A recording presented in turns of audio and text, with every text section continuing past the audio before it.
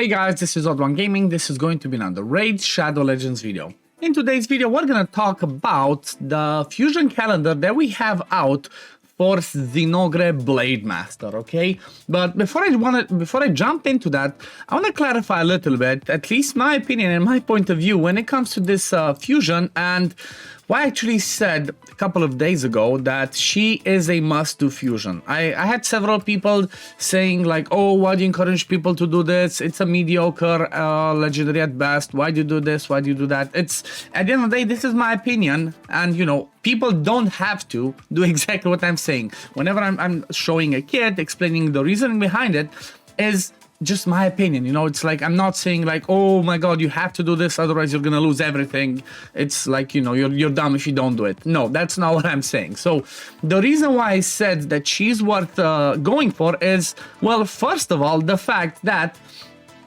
she is, what is she? I cannot find it. Why did I go there? She's a Shadowkin. Like, that's another one. So the first reason why I said she's worth going for is because, well, she is an exclusive legendary. She's a limited time legendary. What do I mean by that is, I mean the fact that unless they're gonna put her in a summon event for the next month, you can only get her from this one, okay?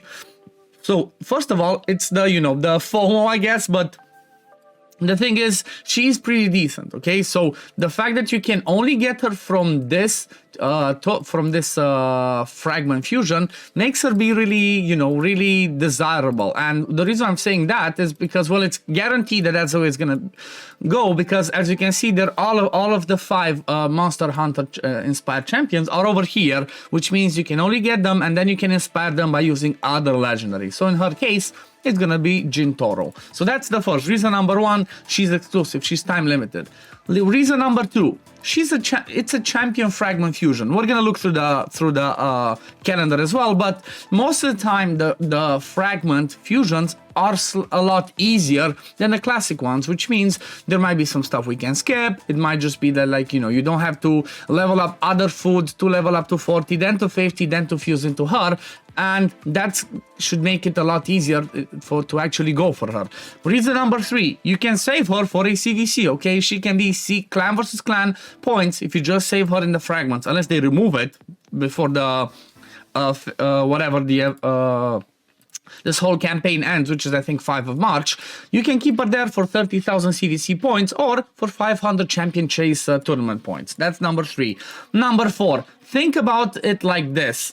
It's a free legendary. You know, if you can do it, you're gonna get yourself another legendary, which, honestly, considering what there is in the Shadowkin, obviously, if you already finished this, you don't really care. But if you still need to be the Shadowkin Crypt, she can be pretty awesome. She has lots of multi-hits, she brings decreased attack, she brings leech, she brings increased speed, so lots of good stuff on her kit. But then the most important reason, from my point of view, is because of the Cursed City, okay? We all know how difficult this one is. We all know how complicated it is to beat some of these stages. Well, think about it. You might have one of these stages, like in the next rotation, which is starting what's that, 52 minutes. You might have this one be like, okay, you need Shadowkin, then a couple of other factions, which again, they might not have enough multi-hitters. She's gonna be amazing for that. So, you know, there's plenty of reasons to go for it. But again, I'm not saying to you guys, if you don't do it, you're dumb, or you're missing out on a ton. No, it's my opinion, and these are the reasons why I think you should actually go for her. So I wanted to start with that one first. I'm sorry if I took on too long, but let's have a look at the calendar. So first thing, if I look behind me, we can get 55 fragments from the tournament, 60 from events, and then 20 from leaderboard. So that's 135 in total. So the way I'm gonna look at it, I'm gonna exclude the 20 from this one. I'm just gonna look at, we have 115 to get. So let's see, first of all, I want to look at the summoning event. So let's see, Summer Rush tomorrow, 15.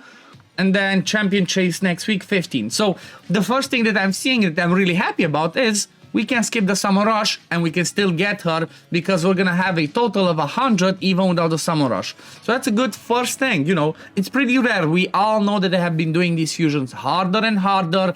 They were making everything mandatory and whatnot. So it's definitely a good start. The fact that we can skip the Summer Rush, and that's what I'm gonna do on my main account. I'm gonna completely skip the Summer Rush and then focus on everything else. But I'm really curious, this might be, you know, it might be a long shot, but I'm really curious on the free-to-play, depending on the points, how high they're gonna be. I'm curious, will we actually be able to do it? Because, well, we start tomorrow, but the thing is we're gonna have for 2 days, or like up until Sunday, we're gonna have the novice tournament. Then it's gonna take at least a day or two till it disappears. So I'm not gonna get the champion training and I'm not gonna get the dragon tournament. However, the events will pop. So if I do manage to grab the events by skipping this one, I might actually go for this fusion, because why not? I'm gonna try, why not? We'll see. But let's continue looking at this. So the summon rush can be skipped, that's a good start. Then we have champion training, dragon, and dungeon divers at the same time. Well, that's one thing that I really love, and I already started doing, because, well, you can do stuff like this. You just go and farm dragon by using somebody that can solo it, and then bring food. For example, I'm doing stage 4 with Theodore and food. I'm quite sure I could also push to maybe stage 7, and I could bring somebody like a Nishak, if you don't have Theodore, in a strong regen set. I already have some videos on this one, so if you guys want to check it out, just search in my channel, Theodore solo or Nishak, you know, the Vermin Lord solo, and you should be able to find the video. So you can basically triple dip with this one, which should make it a lot easier, because the energy that you're going to be focusing on doing one thing is going to give you points for several things. So we're going to finish the dragon tournament pretty fast, and then we're going to still have the champion training to finish maybe a bit, and doing that while the dungeon divers is on is going to be pretty easy, so that's not going to be too bad. Then classic arena, pretty again, pretty easy. We do have the ice column that does not double dip, actually does on Monday. So Sunday might be the day when you finish champion training and just ignore ice column, maybe do some iron twins or whatnot if you're at that point where you're farming.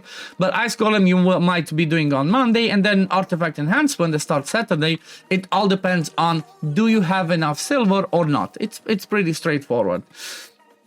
Then if you move over to C, so the dungeon divers, that's from Monday, it's up until Friday. That's gonna be a long one, and luckily it double dips with ice column again, so you might be able to do some quirky stuff in there.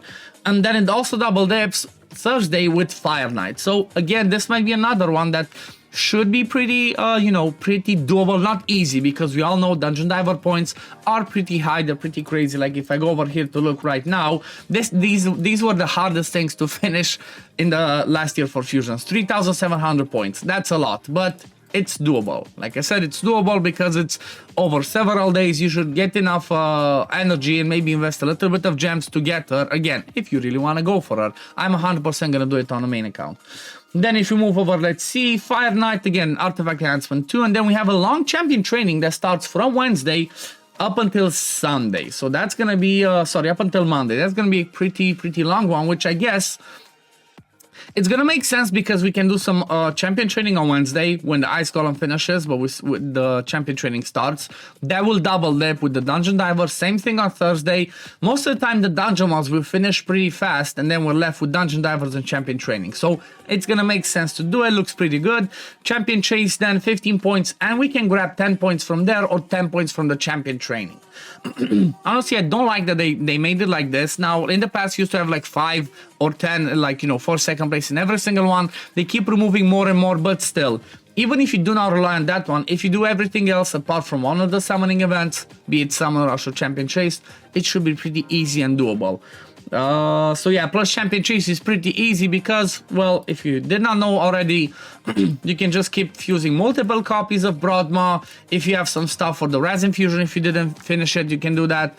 If you still have Lady Mikage, you can do that. If you have Remnant Summons, you can pull during Ace Champion Chase, because you're guaranteed to get at least 250 points for an epic. That's why I'm not summoning mine now, okay?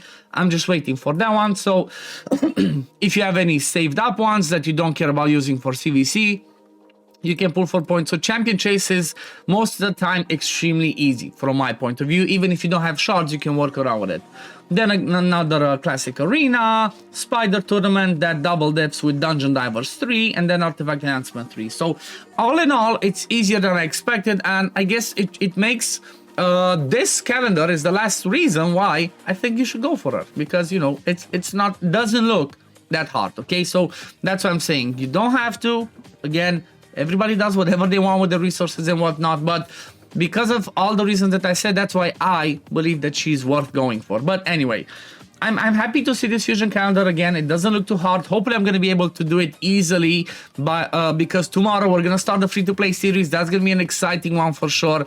So make sure you keep an eye out for Hell Hades. I'm not sure if he's gonna stream on Twitch, on YouTube, but he's gonna be live, and there might be some of us that join him on stream. I'm not sure yet. Didn't get any info, but he's gonna start his stream at 7 p.m. UTC, and then we can start our accounts at 8 p.m. UTC. So I'm gonna have to see how it goes. I'm gonna have to see. I might be streaming tomorrow Raid. I haven't streamed Raid in a while. Maybe on Twitch, maybe on YouTube, maybe on both while I'm doing the grind, but it all depends like how things are gonna go. But anyway, this is gonna be it for the video today, guys. Leave it in the comments below. Are you going for this fusion or are you not? But please try to love you rude, okay? That's what I'm asking.